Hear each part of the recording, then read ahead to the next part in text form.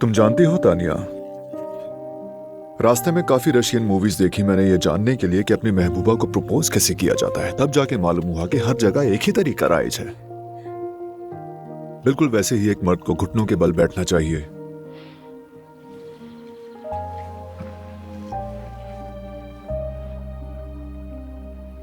और उसके बाद उसे अंगूठी पेश करनी चाहिए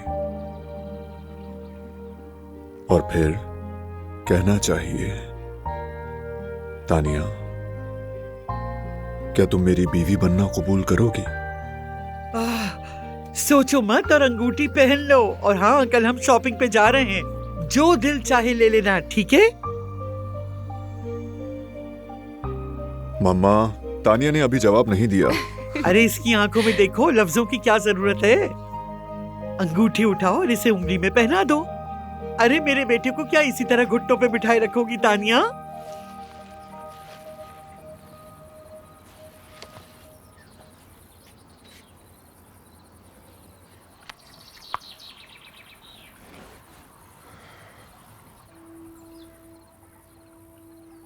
Seni seviyorum. Seni seviyorum.